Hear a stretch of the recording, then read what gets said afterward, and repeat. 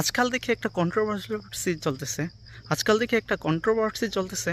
হ্যাঁ, হ্যাঁ, যে হামজা চৌধুরী সবচেয়ে বড় স্টার নাকি সাকিব আল হাসান।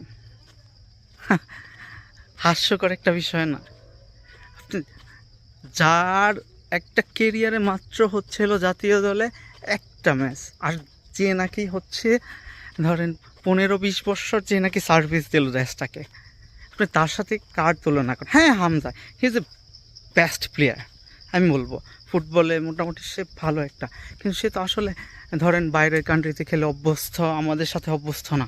হ্যাঁ, সে ভালো প্লেয়ার, আমি তাকে ভালো প্লেয়ার বলবো, অবশ্যই বলবো।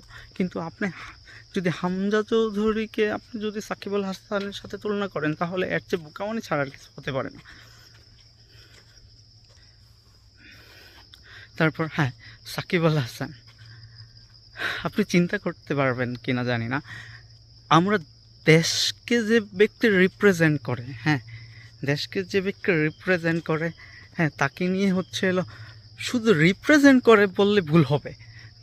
আপনি কাউকে জিজ্ঞেস করেন, হ্যাঁ, বাইরের কান্ট্রিতে এরকম অসংখ্য উদাহরণ আছে। কি উদাহরণ আছে?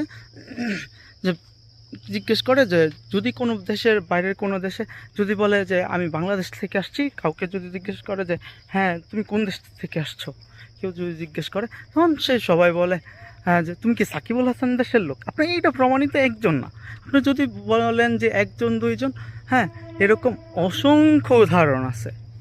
হ্যাঁ, আমি কতদিন আগেও একটা ইন্টারভিউতে দেখলাম, বাফুফের এরকমেরই একটা কনভারসেশন না কি জানি চলতে, এক সাংবাদিক জিজ্ঞেস করলো যে বাংলাদেশের ফুটবলের ক্যাপ্টেনকে চিনেন কিনা।